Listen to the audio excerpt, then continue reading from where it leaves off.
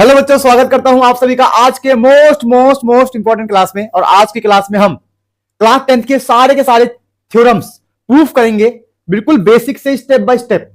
और ये थ्योरम्स का वन शॉट रिवीजन लेक्चर होगा, जिसके बाद कभी भी आपको थ्योरम में डाउट नहीं आएगा।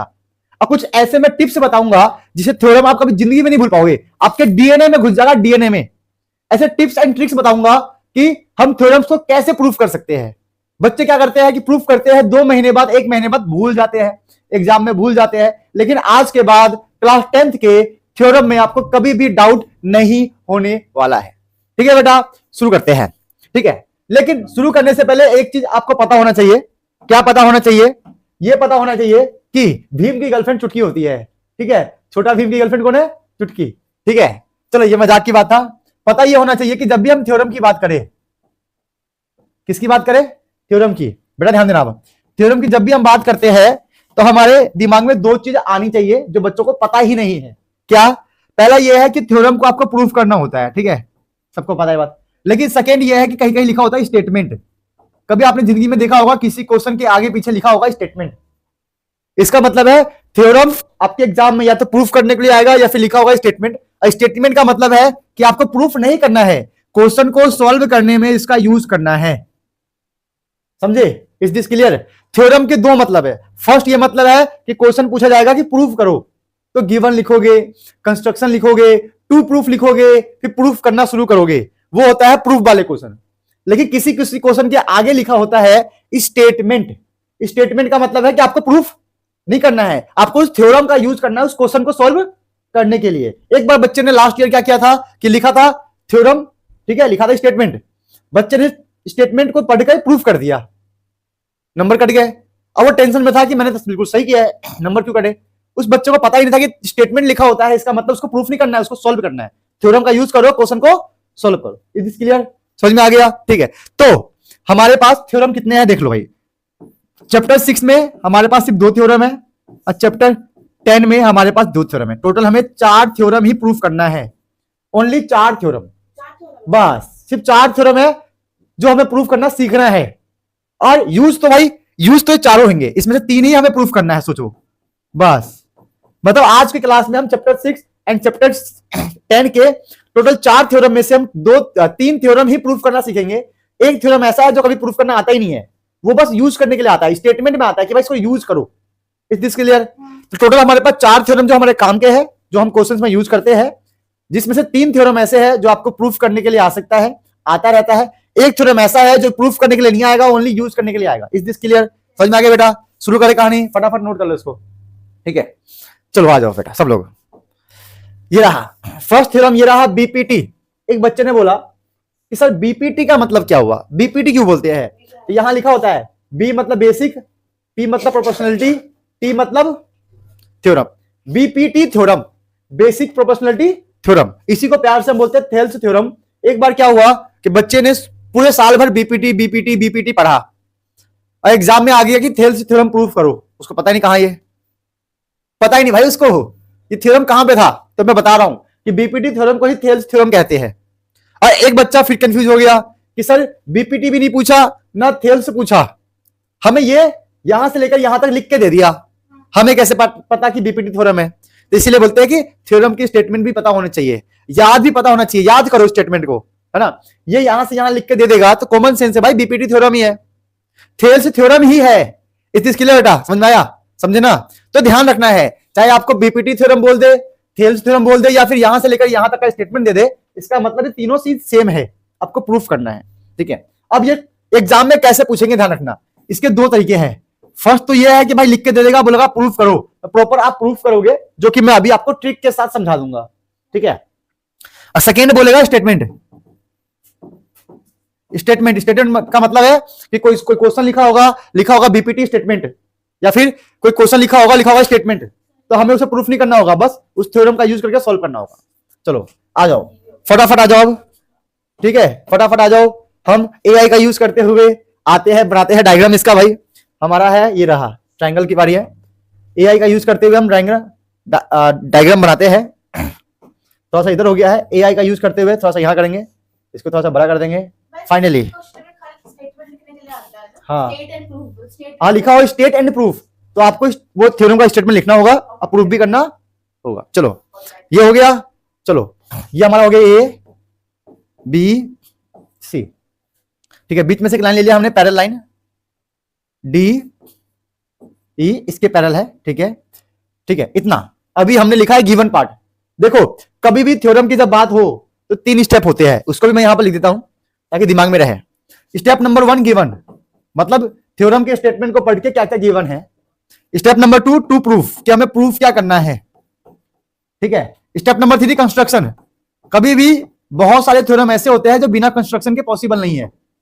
मैथमेटिक्स में आप कुछ भी कर सकते हो, खुद से कुछ भी ले सकते हो, कर सकते हो, लेकिन मैथमेटिकल इक्वेशन हमेशा बैलेंस होना चाहिए। यानी कि गड़बड़ कर दिया कि भाई इधर एक साइड +1 किया और दूसरी साइड +1 किया ही नहीं, तो भाई इधर भी +1 करोगे तो उधर भी +1 करना पड़ेगा।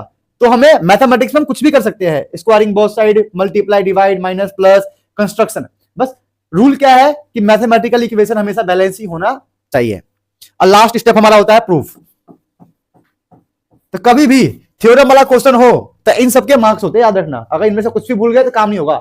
गिवन मतलब क्वेश्चन को पढ़ो, थ्योरम को पढ़ो, क्या गिवन है लिखो, टू प्रूफ के लास्ट में क्या लिखा हुआ है, क्या प्रूफ करना है, कंस्ट्रक्शन कि भाई प्रूफ करने के लिए क्या क्या कंस्ट्रक्शन चाहिए, अब प्रूफ कि आप कैसे उसको प्रूफ करते हो। Is this clear? चलो भाई आ जाओ, आगे बढ़े। क्लियर हो गया ना बेटा, समझ में आ गया ना? ठीक है भाई, आ जाओ। चलो तो जो मैंने डायग्राम बनाया है वो गिवन के हिसाब से बनाया, ठीक है। पहले लिखते हैं गिवन, यहां लिख लेते गिवन। क्या गिवन है हमें, थ्योरम के पढ़ते हैं, देखते हैं। If a line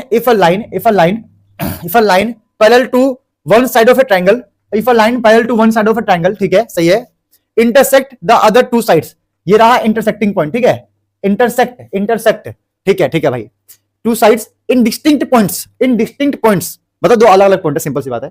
the other two sides are divided in the same ratio, इसका मतलब ये साइड इक्वल में ये साइड सेम रेशियो, ये अपॉन ये अपॉन ये प्रूफ वाले लाइन में आएगा। गिवन में लिख लेंगे, गिवन में हम लिख लेंगे ट्राइंगल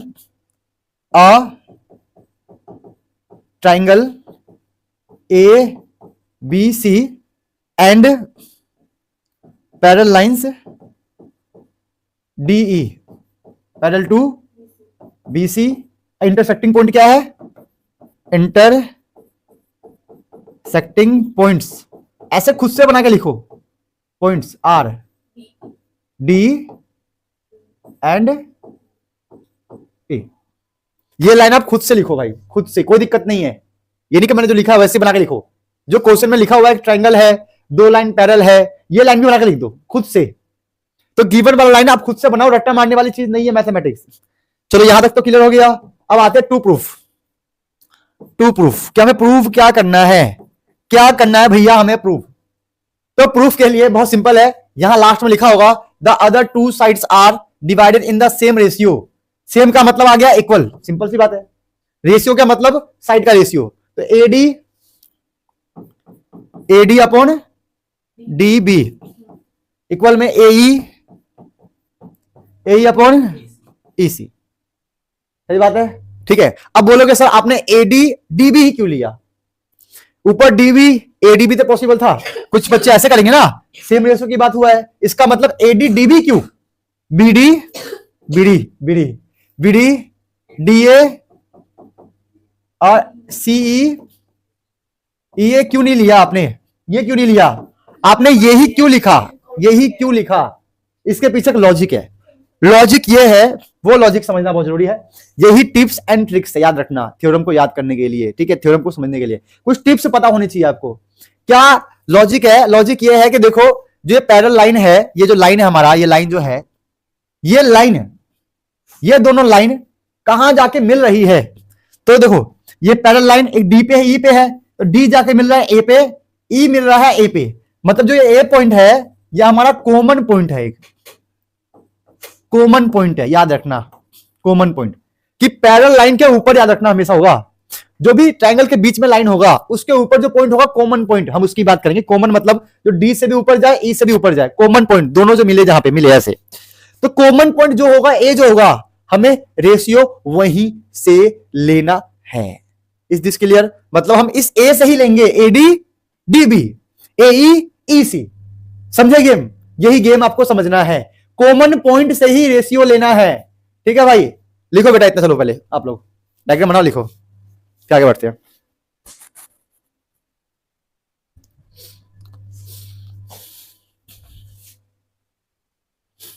चलो बेटा नोट कर लिया, ठीक है। अब क्या करेंगे, गिवन हो गया, टू प्रूफ हो गया, अब लिखेंगे कंस्ट्रक्शन। कंस्ट्रक्शन में देखते हैं हम क्या करने वाले हैं। देखो कंस्ट्रक्शन, इसका कंस्ट्रक्शन थोड़ा सा याद करना पड़ेगा, थोड़ा सा, उसका भी मैं ट्रिक्स आपको बता दूंगा, ठीक है, बहुत इजी हो जाएगा।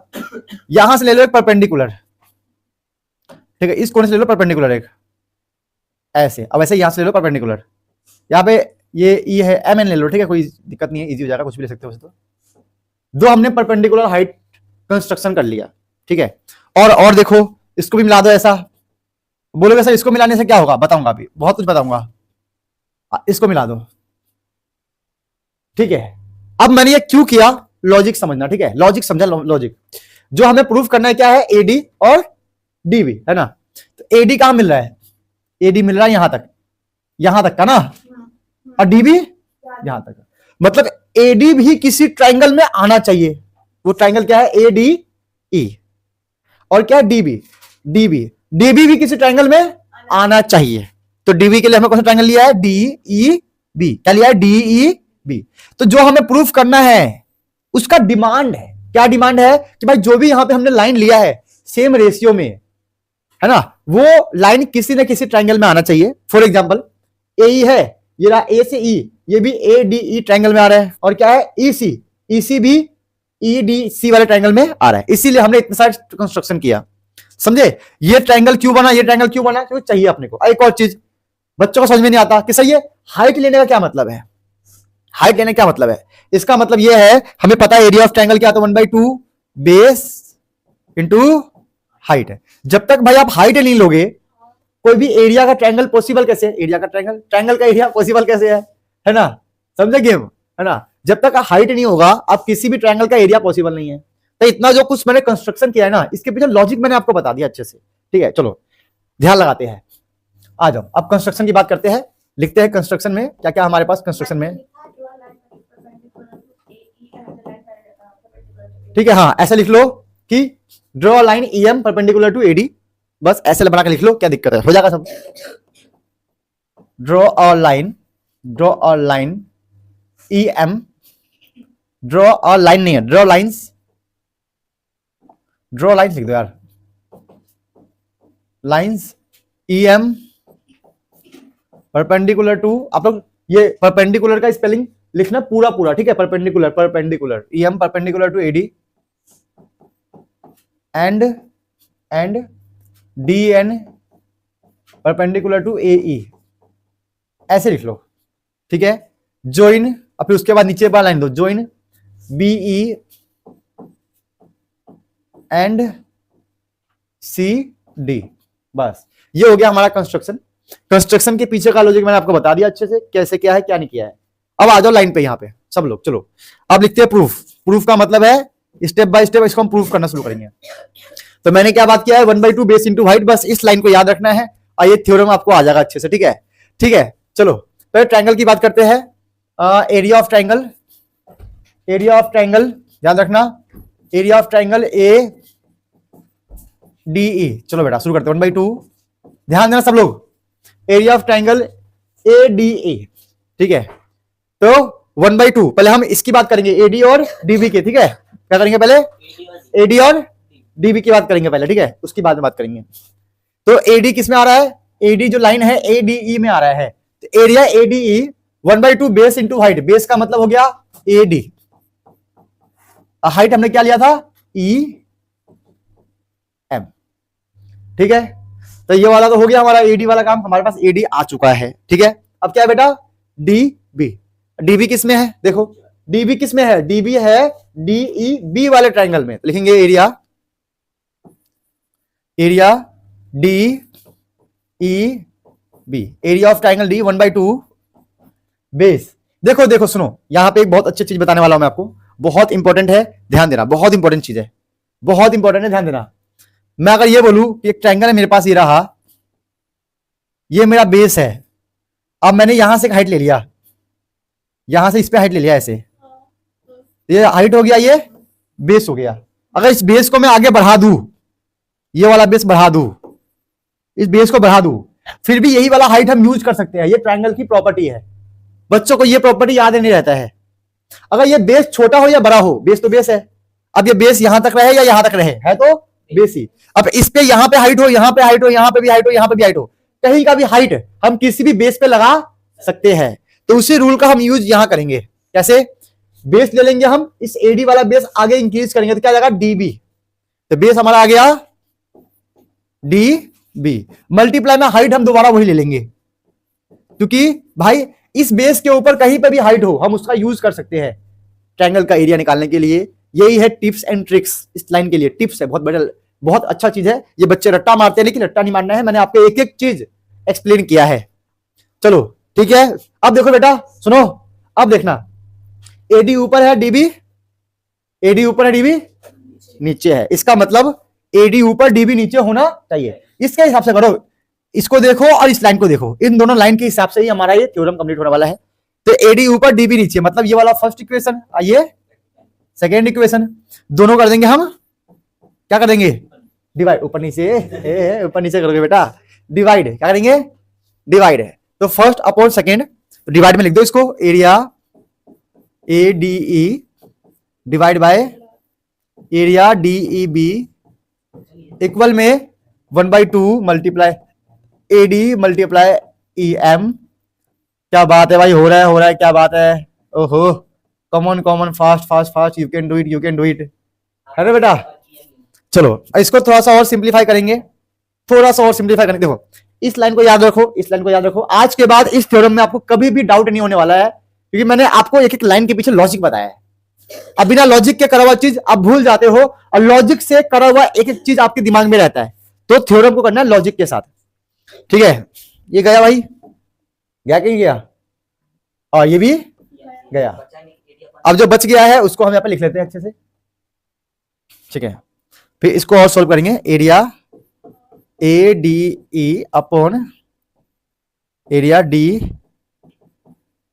इक्वल में आ गया ए डी अपॉन डीबी, इसको ले लो इक्वेशन थर्ड। अब देखो हमारा लेफ्ट वाला पार्ट तो आ गया, एडी अपॉन डीबी, लेफ्ट वाला पार्ट तो आ गया है। इसका मतलब सिमिलरली बिल्कुल सेम प्रोसेस से, बिल्कुल सेम प्रोसेस से हमें ये वाला पार्ट भी सॉल्व करना है, जिसमें ए जो है इस ट्रायंगल में आएगा तो लेंगे ए ट्रायंगल एडीई, और ईसी जो है ईडीसी ट्रायंगल में आएगा, बिल्कुल सिमिलर करके सेम तरीके से जैसे मैंने इक्वेशन 3 बनाया है, आपको इक्वेशन बनाना है, समझे। चलो करो फटाफट, लिखो लिखो इसको, लिखो भाई फटाफट करो, खुद से ट्राई करो, एक बार वीडियो को पॉज करके खुद से ट्राई करो, बिल्कुल लिखो similarly.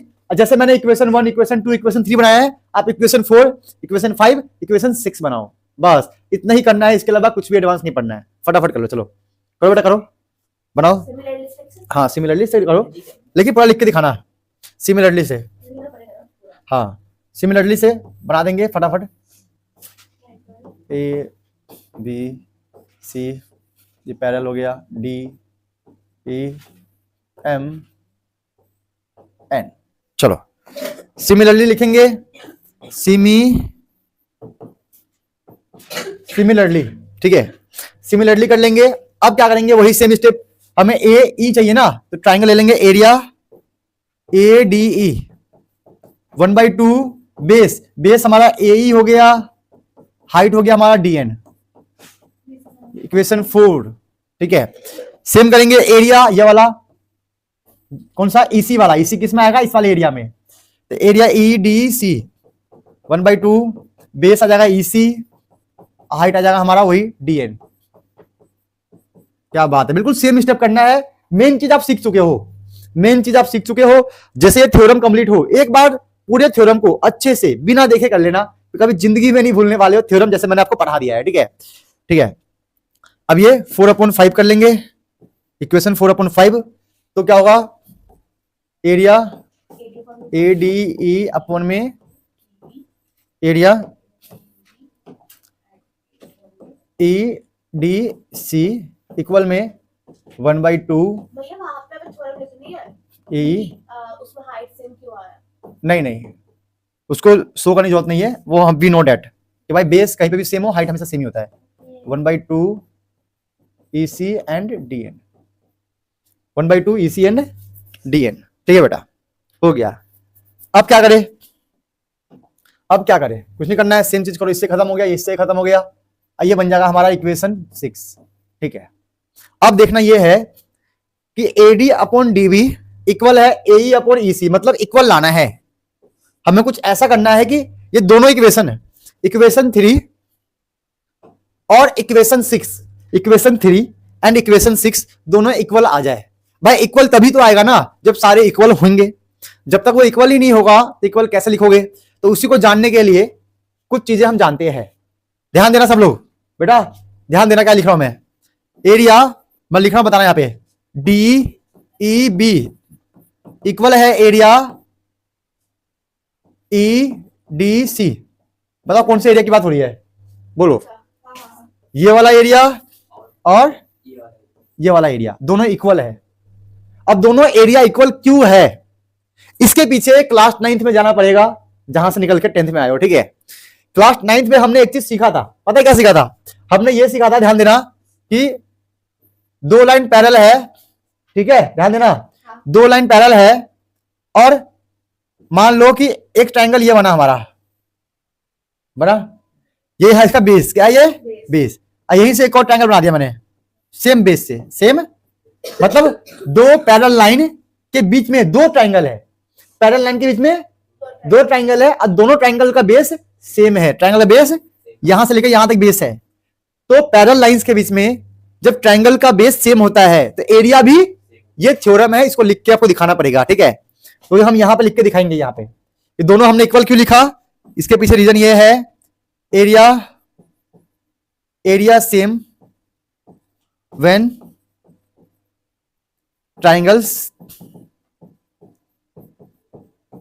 have same base between parallel lines। ये लाइन लिखोगे तो ये हम लिख सकते हैं।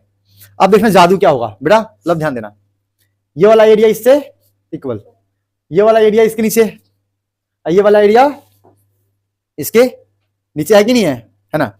मतलब जो दो एरिया सेम है, एक इसके नीचे है, एक उसके नीचे है कि नहीं है, और ऊपर क्या है एडीए, या ऊपर क्या है एडीए। इसका मतलब ऊपर वाला एरिया दोनों में सेम और नीचे वाला एरिया हमने सेम कर दिया, ऊपर भी सेम, और इसका मतलब ये पूरा ऑटोमेटिक है इस पूरे के इक्वल आ गया ना भाई, ऊपर वाला भी सेम हो गया, नीचे वाला भी, तो मतलब पूरा सेम हो गया ना। तो इसका मतलब ये पूरा उस पूरे के इक्वल आ गया, इसका मतलब जब ये पूरा उस पूरे के इक्वल होगा तो ये वाला भी उसके इक्वल हो जाएगा, सिंपल सी बात है। तो मैं यहां पे एक बार लिख देता हूं ऐसे करके, क्या था, एरिया ए डी ई और एरिया बी डी सी था ना,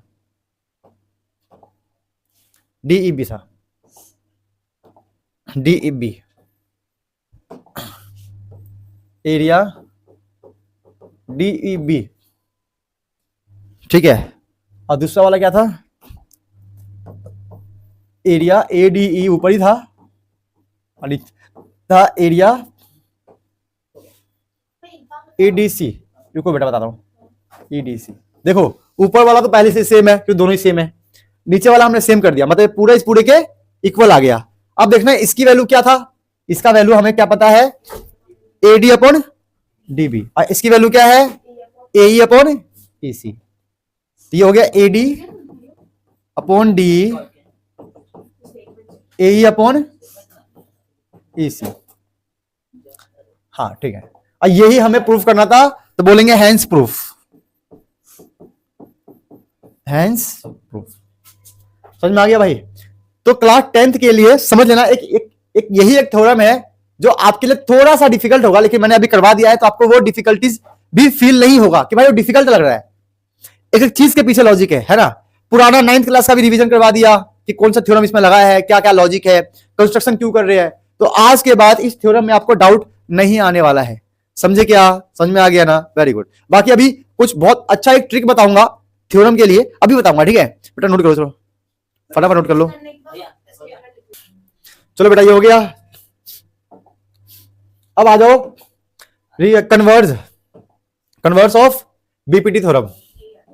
अब ये देखना, कन्वर्स ऑफ बीपीटी थ्योरम ये एक ऐसा थ्योरम है जो अभी तक तो भाई प्रूफ करने के लिए दिया गया नहीं है ना आता है। ये एक ऐसा थ्योरम है जो लिखा होगा स्टेटमेंट के फॉर्म में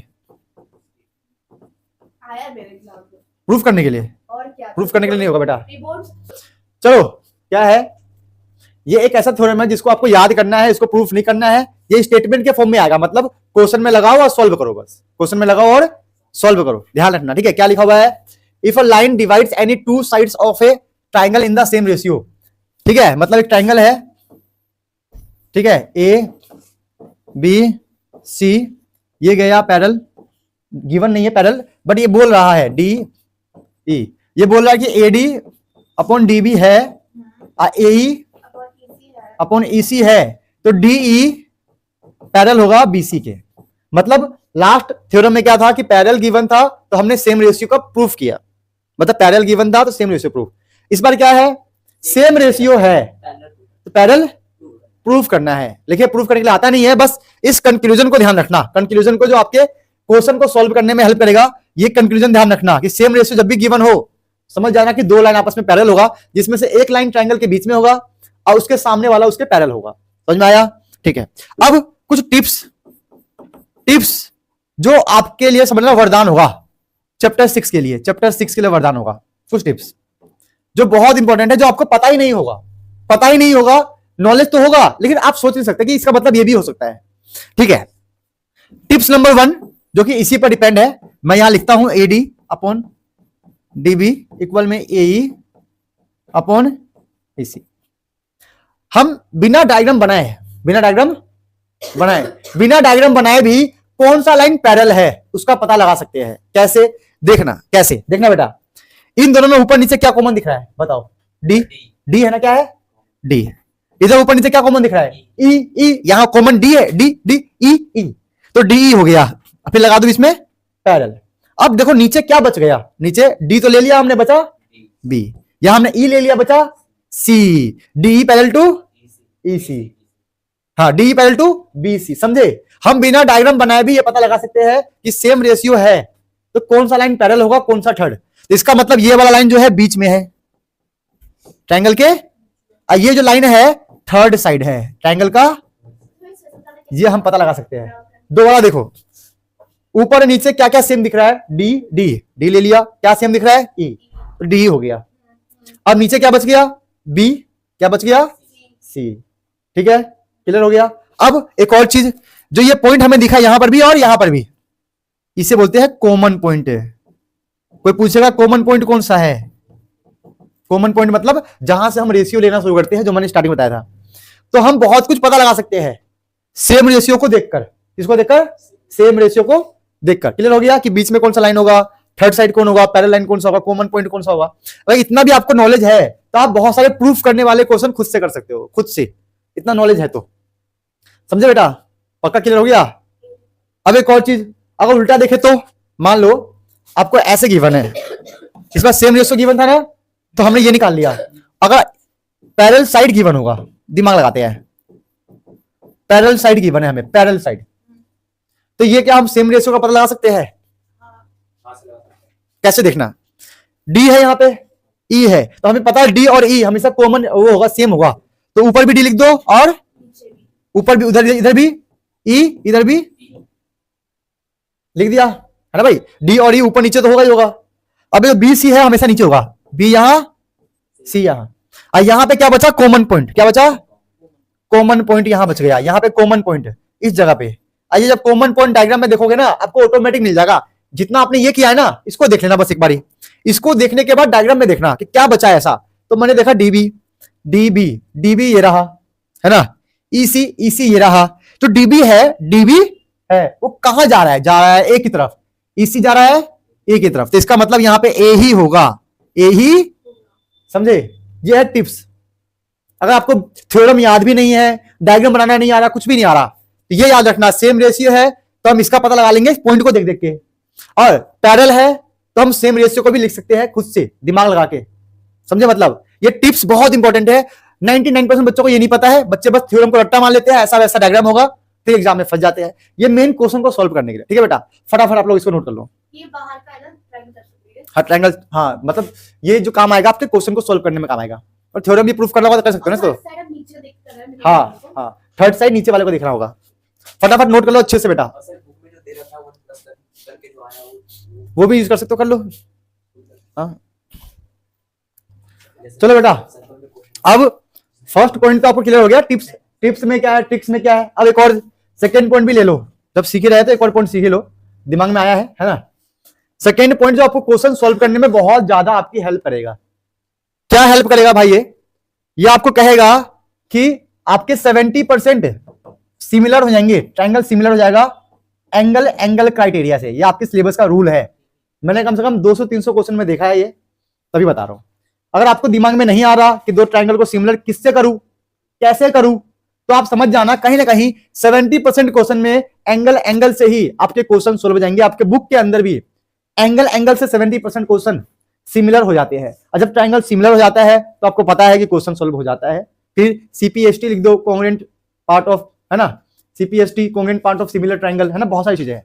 तो कुछ टिप्स एंड ट्रिक्स आपको बता दिया है मैंने। फर्स्ट वाला ये बताया है कि भाई ये रहा कहानी, है ना, ये हो गया कन्वर्स ऑफ बीपीटी का ट्रिक, ये हो गया बीपीटी का ट्रिक हो गया, ये हो गया ट्रायंगल सिमिलर करने के लिए एंगल एंगल क्राइटेरिया यूज करना होता है। ठीक है, चलो आप लोग आ जाओ, फटाफट आ जाओ। चलो अब आ जाओ, अब आप लोग आ जाओ चैप्टर 10 की तरफ। देखो चैप्टर 10 का थ्योरम 2-2 मिनट का है भाई, बहुत आसान है, बहुत आसान है। और लॉजिक पता है। चलो ये थ्योरम बताना बेटा, मैं आपको ये बोलूं, एक लाइन है, ये लाइन है AC, एक लॉजिक बताना। अगर ये आप लॉजिक बता पाए तो समझ जाना आपको ये वाला थ्योरम आ जाएगा। A और C है, अब बीच में B ले लिया, तो AB और AC में छोटा कौन सा होगा, बड़ा कौन सा होगा, लॉजिक वाली बात है। बोलो बेटा लव। AB यहां तक है, AC यहां तक है, कौन छोटा कौन बड़ा? AB बड़ा है बेटा। अरे AB यहां तक, अरे AB यहां तक है, AC यहां तक, कौन बड़ा हुआ?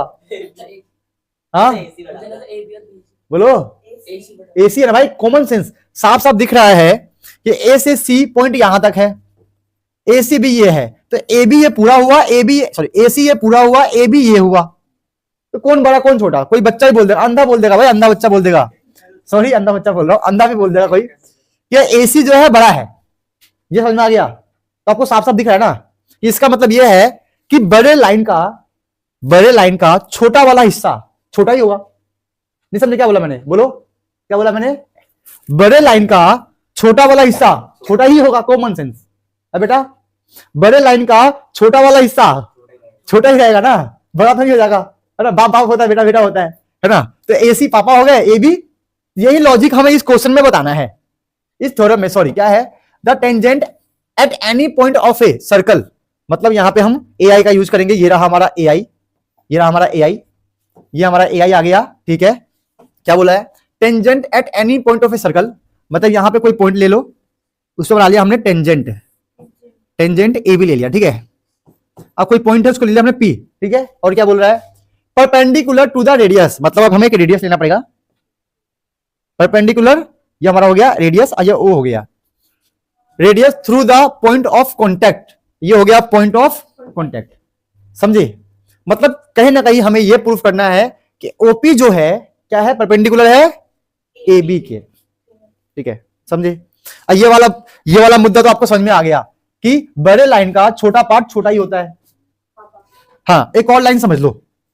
एक लाइन क्या समझना है कि अगर मैं आपको ये बोलूं, मैं दिमाग लगाते हैं, एक AB है, एक लाइन है, सुनो, एक O से मैं यहां एक लाइन लिया, एक लाइन यहां लिया, एक लाइन बीच में लिया, एक लाइन यहां लिया, एक लाइन यहां लिया, तो O से एक ये A है, ये B है, ये P है हमारा, ये STQ। बताओ O से लेकर इस लाइन AB पर कौन सा पॉइंट है जो सबसे छोटा बनाता है डिस्टेंस? OP। क्या? अबे कॉमन सेंस लगाओ, ये कितना बड़ा लाइन दिख रही है तुम लोगों को? ये लाइन बड़ा है गधो, ये लाइन बड़ा नहीं है। मैंने क्या बोला? इस AB लाइन के ऊपर O से कौन सा पॉइंट है इनमें से चारों में से जो सबसे छोटा लाइन बनाएगा, छोटा डिस्टेंस? क्या बोलोगे? OP। क्या बोलोगे? OP तो होगा। OP छोटा क्यों है बोलना? क्योंकि वो बिल्कुल सीधा है। सीधा मतलब परपेंडिकुलर। तो इसका मतलब हम ये समझे कोई लाइन बिल्कुल सीधा है, बिल्कुल, तो वो पक्का क्या बनेगा? परपेंडिकुलर ही बनेगा, और सबसे छोटा डिस्टेंस ही कवर करेगा, है ना। तो इसका लॉजिक ये हुआ कि जब लाइन परपेंडिकुलर होता है तो डिस्टेंस क्या बन जाता है, शॉर्टेस्ट डिस्टेंस, शॉर्टेस्ट डिस्टेंस। क्या बोला मैंने, पढ़ो क्या बोला मैंने कि समझे, जब लाइन परपेंडिकुलर होगा डिस्टेंस अपने आप ही छोटा हो जाएगा, शॉर्टेस्ट हो जाएगा। और हमें इस क्वेश्चन में यही प्रूफ करना है कि भाई ये लाइन परपेंडिकुलर है, सुनो ये लाइन परपेंडिकुलर है ए बी के ऊपर, इसका मतलब सबसे छोटा लाइन ओपी ही है। इसके अलावा हम कोई भी लाइन ड्रॉ करेंगे ना तो ओपी से वो बड़ा ही होगा, समझे, ठीक है। चलो ये तो लॉजिक 1 लॉजिक 2, ये दो लॉजिक समझ में आया तो हम थ्योरम को कर सकते हैं, ठीक है। आ जाओ, ठीक है, चलो लिखो गिवन, लिखो गिवन लिखेंगे अ सर्कल विद सेंटर क्या है, center O and point of contact, बोलना बेटा पॉइंट ऑफ कॉन्टेक्ट क्या है बेटा, पॉइंट ऑफ कॉन्टेक्ट क्या है, पी है ना, point of contact P, P line यहां लिख देंगे line, tangent tangent tangent A B, tangent A B touches point P, ठीक है, समझ में आ गया। ये कहानी है। देखो जो भी गिवन वाला पार्ट होता है ना खुद से बनाकर लिख सकते हो, कुछ नया नहीं है, ये तो मैंने खुद से बनाकर लिखा है, आप भी इससे भी अच्छा लिख सकते हो, कोई टेंशन वाली बात नहीं है, ठीक है। इसके बाद क्या था बताना कोई, इसके बाद क्या था, गिवन के बाद क्या करते हैं बताओ, गिवन के बाद करते हैं हम टू प्रूफ बेटा, कि हमें टू प्रूफ क्या करना है, कि हमें प्रूफ क्या करना है। तो प्रूफ में हमें क्या करना है, ओपी जो है परपेंडिकुलर है ए बी लाइन के, मतलब टेंजेंट के, ये हमें प्रूव करना है। अब ओपी जो है परपेंडिकुलर है ए बी के, जब परपेंडिकुलर होगा तो क्या होगा, शॉर्टेस्ट, यही प्रूफ करना है, ठीक है। चलो अब लिखो कंस्ट्रक्शन, कंस्ट्रक्शन में क्या कर सकते हैं, ये सब चीजें थोड़ा थोड़ा याद रखना पड़ता है। देखो ये बताओ कि सुनो बेटा, अगर मेरे को ये प्रूफ करना है कि कोई लाइन सबसे छोटा है ना, तो इसका मतलब कोई लाइन बड़ा भी होगा, कोई लाइन अगर छोटा प्रूफ करना है तो उसके सामने बड़ी लाइन ले लो ना, सिंपल है, तो ऑटोमेटिक छोटा प्रूफ। तो बड़ी लाइन के लिए मैंने सोचा कि यहां पर ले लू पॉइंट क्यू, इसको मैंने मिला लिया, और जब से मिलाया यहां पे एक पॉइंट मिला आर, तो हम क्या बोलेंगे, हम बोलेंगे a point Q, take a point, लिखा take a point Q on A B, A B के ऊपर हमने एक पॉइंट ले लिया Q, and join O Q, ठीक है, हो गया, बहुत आसान है थ्योरम। अब आज के बाद आपको कभी भी थ्योरम में डाउट नहीं होगा भाई, एक एक थ्योरम की लाइन के पीछे लॉजिक है, लाइन के पीछे लॉजिक है, लॉजिक समझो यार, मैथमेटिक्स ना मतलब गेम की तरह है, जितना ज्यादा समझ से करोगे ना उतना मजा आएगा, और जितना ज्यादा मैथमेटिक्स के भागोगे वो उस आपके पीछे ना तलवार लेके भागेगी, और टाइम आने पे पुछ पुछ पुछ करेगी आपके पीछे, और दर्द बहुत होगा, ठीक है। तो मैथमेटिक्स को गेम की तरह लो, समझ समझ के आगे बढ़ो, रट्टा मार के नहीं, याद करके नहीं, वरना तलवार पुछ पुछ करेगी पीछे, ध्यान देना, ठीक है, ठीक है। चलो हो गया भाई, चलो अब प्रूफ करना शुरू करते हैं, पुछ पुछ, हाँ क्या बताया था बताओ, हम देखो हमें प्रूफ करना है कि ओपी जो है परपेंडिकुलर है एबी के, परपेंडिकुलर का मतलब होता है सबसे छोटा डिस्टेंस, छोटे डिस्टेंस को प्रूफ करने के लिए बड़ा डिस्टेंस तो लेना पड़ेगा ना, तो वही हमारा क्यू है, ठीक है। ये कहानी है, हो गया बेटा, आगे बढ़ाओ, चलो इसको ऊपर करता हूं मैं, ठीक है, यहीं पे ध्यान देना सब लोग। तो हम यहां लिखेंगे, ऐसे लिखेंगे, प्रूफ में लिखना शुरू करते हैं, बहुत आसान है ये, ध्यान देना। प्रूफ में लिखेंगे कि जो ओपी जो है वो छोटा है ओ क्यू से, बोलो क्यू नहीं, सॉरी ओपी नहीं, गलत ले लिया मैंने, आर, ओ आर जो है, ये जो छोटा वाला है वो ओ क्यू से छोटा है। अब बोलोगे सर ये ओ आर जो है ओ क्यू से छोटा क्यों है, क्योंकि ओ क्यू जो है बड़ी लाइन है, पापा है, ओ आर जो है उसी पे छोटी लाइन है, देखो ना ये कहा था मैंने, ए सी बड़ा लाइन, ए बी छोटा लाइन, तो छोटी लाइन बड़ी लाइन से छोटी होगी ना भाई, अब छोटी लाइन में छोटी आ रही है, बड़ी में बड़ी आएगी, है ना, तो वही कहानी है, ओ क्यू जो है बड़ी लाइन है ना, पापा है, मतलब ओ आर छोटी लाइन है, इसीलिए ओ आर जो है छोटा है ओ क्यू से, ठीक है। अब देखना, अब यहां पे एक जादू होगा, यहां पे वो लिख देना रीजन, है ना, अ पार्ट क्या होता है, a part of smaller less than whole.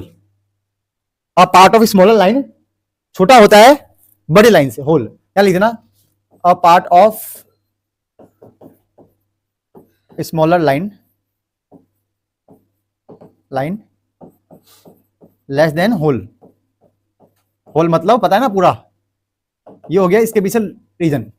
वही लाइन बोला मैंने कि छोटी लाइन बड़ी लाइन से छोटी होगी, होल का मतलब बड़ी लाइन, ठीक है। चलो अब देखो जादू क्या होगा, ध्यान देना, ठीक है। जादू ये देखो, ओ से पी रेडियस है तो ओ से आर भी क्या होगा, बोलो, ओ से पी तो ओ से आर क्या होगा, रेडियस। मतलब ओपी जो है ओ आर के साथ सेम है, क्योंकि दोनों क्या है, रेडियस है। तो हम इस ओ आर की जगह लिख देंगे ओपी ओ क्यू, ठीक है। और यहां पे रीजन क्या दोगे कि जो ओपी जो है इक्वल है ओ आर के साथ रेडियस की वजह से, कि दोनों ही क्या है, रेडियस है, ठीक है।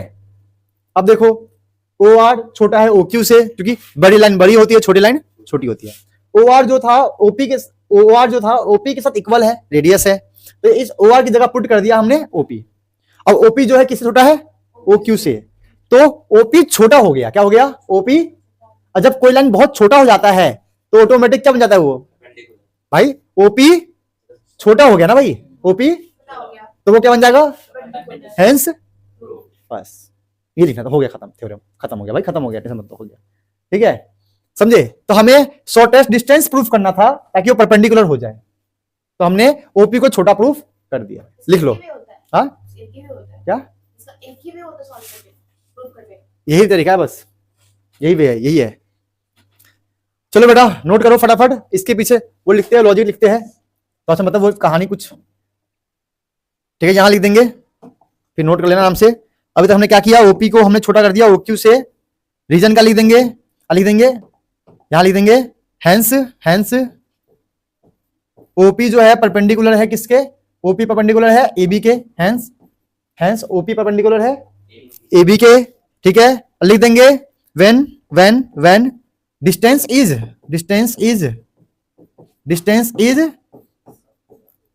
Shortest then line become perpendicular ठीक है, ये लाइन लिख देना। जब लाइन शॉर्टेस्ट डिस्टेंस बन जाता है तो वही लाइन परपेंडिकुलर बन जाता है, समझे। ये रहा हमारा थ्योरम प्रूफ हो चुका है, आप लोग इसको आराम से नोट कर लो। मैं इसको थोड़ा सा नीचे कर देता हूं, ये लो भाई नीचे कर दिया मैंने, इसे नोट कर लो, फिर नेक्स्ट थ्योरम देखते हैं। हाँ चलो बेटा ये हो गया। अब इस थ्योरम पे आ जाओ। क्लास 10th का सर्कल चैप्टर का सबसे मोस्ट इंपॉर्टेंट थ्योरम इसको मैं बोलूं तो कोई बड़ी बात नहीं है, क्योंकि इसके बिना आप क्लास 10th का कोई भी क्वेश्चन सॉल्व नहीं कर पाओगे सर्कल चैप्टर का, क्योंकि कहीं पर भी देख लो, कोई भी क्वेश्चन देख लो तो दो टेंजेंट आपस में इक्वल हो जाते हैं, है ना। बिना दो टेंजेंट को इक्वल करे क्वेश्चन सॉल्व ही नहीं होगा भाई, है ना। तो एक ये ऐसा थ्योरम है जो सर्कल चैप्टर पूरा इसी पे डिपेंड है भाई, पूरा। फर्स्ट वाले पे कहीं कहीं होता है कि भाई परपेंडिकुलर है, लेकिन ये थ्योरम ऐसा है इसके बिना आप कोई क्वेश्चन सॉल्व नहीं कर सकते हो। और ये थ्योरम इतना आसान है प्रूफ करना कि एक बार से बोल दूंगा ना आप सीख जाओगे। उसके लिए क्या आपको पता होना चाहिए, ध्यान देना, देखो उसके लिए क्या पता होना चाहिए कि ट्रायंगल को हम कैसे कैसे कॉन्ग्रेंट कर सकते हैं, ये बताओ बेटा, चलो बोलो। ट्रायंगल को हम कैसे कैसे कॉन्ग्रेंट कर सकते हैं बताओ। देखो साइड से हम कॉन्ग्रेंट कर सकते हैं, साइड एंगल साइड से कॉन्ग्रेंट कर सकते हैं, एंगल साइड एंगल से हम कॉन्ग्रेंट कर सकते हैं, आरएचएस से हम कर सकते हैं, राइट एंगल हाइपोटेनस साइड से कर सकते हैं। और कौन सा बचा, एंगल ये सब नहीं होता इसमें, ये हो गया, ठीक है। एंगल वाला कहानी होता है सिमिलर ट्रायंगल में, कॉन्ग्रेंट ट्रायंगल में नहीं होता है। अब देखो सुनो, अगर ये आपको पता है कॉन्ग्रेंट करना आता है, दो ट्रायंगल को कॉन्ग्रेंट करना आता है तो बधाई हो, आप ये थ्योरम सीख सकते हो, ठीक है। अगर नहीं आता है फिर भी सिखा दूंगा, टेंशन मत लो, ठीक है। इसके बाद एक लाइन है जादुई लाइन सीपीसीटी। कॉन्ग्रेंट करने के बाद हम क्या करते हैं, सीपीसीटी। तो कॉन्ग्रेंट करना है, सीपीसीटी करना है, थ्योरम प्रूफ हो जाएगा, ठीक है। कैसे, ध्यान देना, ठीक है। मैं जादुई डायग्राम बनाता हूं। इसका जादुई डायग्राम क्या है भाई, ये रहा, सर्कल तो बना हुआ है यहां पे, ठीक है। ये लो जादुई थ्योरम, ध्यान देना, ठीक है। क्या होगा कि क्या बोला है, द लेंथ ऑफ टेंजेंट, पढ़ लेते एक बार इसको, the length of tangent drawn from an external point to a circle are equal. मतलब एक एक्सटर्नल पॉइंट लेना पड़ेगा, यहां पे ले लो, यहां से ले लो एक टेंजेंट जो कि बेकार बन गया हमसे, इक्वल ले लो यहां से, ये रहा, बीच में हमारा ओ है, ठीक है, ये जब आएगा तो क्या बनेगा, परपेंडिकुलर ना, पता नहीं है अभी सीखा था हमने, परपेंडिकुलर, ये रहा। अब बताओ ये दो ट्रायंगल इनमें से किससे ये कॉन्ग्रुएंट प्रूफ होगा, आरएचएस से, क्योंकि राइट एंगल है, ये रेडियस इस रेडियस के साथ इक्वल हो गया और ये बीच में कॉमन आ गया, राइट एंगल, हाइपोटेनस और ये साइड, आरएचएस से क्या प्रूफ हो गया, कॉन्ग्रुएंट प्रूफ हो गया, और सीपीसीटी से ये लाइन और ये लाइन आपस में, हेंस प्रूफ। ये तो प्रूफ करना है, फटाफट कर लो, हो गया, मैं लिखता हूं यहाँ पे कहानी, ठीक है, इसमें हो गया ए बी सी, वही लिखेंगे, गिवन ओवन लिख लेंगे, फिर से वही स्टेप लिख लेंगे, गिवन क्या गिवन है, the length of tangent drawn from an external point, ये एक्सटर्नल पॉइंट से हमने टेंजेंट ड्रॉ किया to a circle are equal, to a circle are equal है ना, तो एक सर्कल है, लिख लेंगे a circle with center O and, रुको बेटा, and having two tangents from external point C. बस अब बोलो बेटा क्या डाउट है,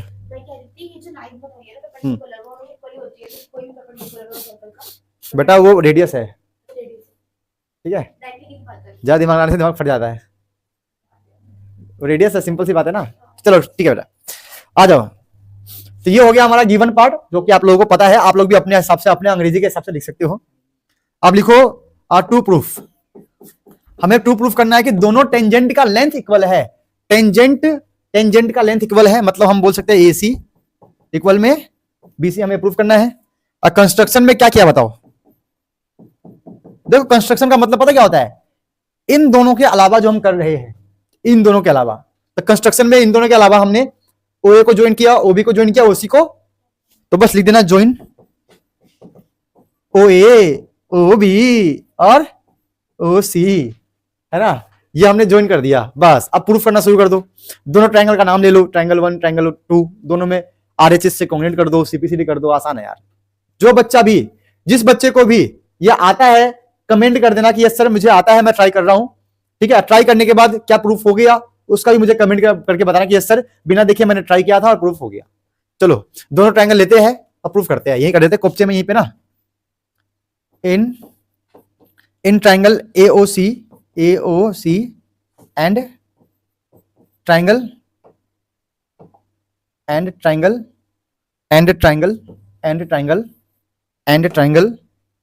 ओएसी ओबीसी, अरे ये तो ओबीसी आ गया यार, एससी एसटी बचा बस, ये तो ओबीसी वाले आ गए यार, यहां पर भी ओबीसी वाले आ गए, बताओ यार, ओबीसी वाले हर जगह घुस जाते ना, ठीक है, एओसी ओबीसी। चलो तो हम बोल देंगे यहां पे क्या क्या सेम आएगा, मैं इसको हटाता हूं पूरा अच्छे से, यहां लिखूंगा अच्छे से, ठीक है बेटा, तो यहां पे क्या सेम आ गया,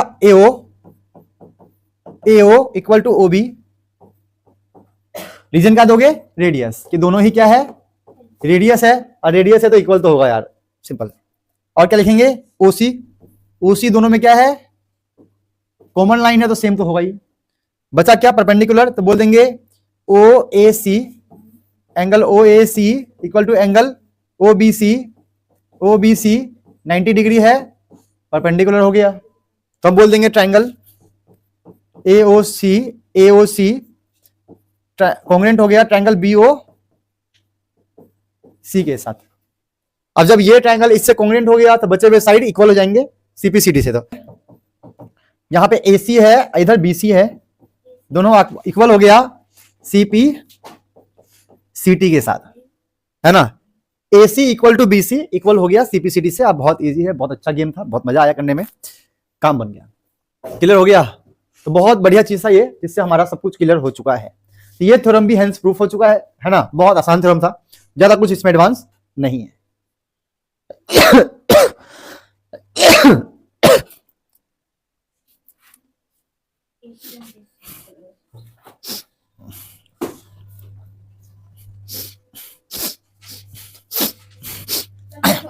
ठीक है बच्चों, तो आज के हमने वन शॉट रिवीजन लेक्चर में नहीं, ठीक है बच्चों, तो आज की क्लास में हम लोगों ने क्लास 10th के सभी थ्योरम्स को प्रूफ के साथ कर लिया है ना। और उसके पीछे क्या लॉजिक है, क्या क्या स्टेप होता है, क्या टिप्स एंड ट्रिप्स है, मैंने एक एक चीज आपको बताया है, कहां कहां क्या क्या यूज होगा, कंस्ट्रक्शन किया, क्या लॉजिक है, मैंने ये भी आपको अच्छे से एक्सप्लेन कर दिया है। तो आज की क्लास में हमारा सारे के सारे थ्योरम, उसके स्टेटमेंट, प्रूफ हमने कंप्लीट कर लिया। ठीक है, क्लियर हो गया। तो आप लोग बच्चों से खूब पढ़ो, मेहनत करो, मिलते हैं अपनी नेक्स्ट क्लास में।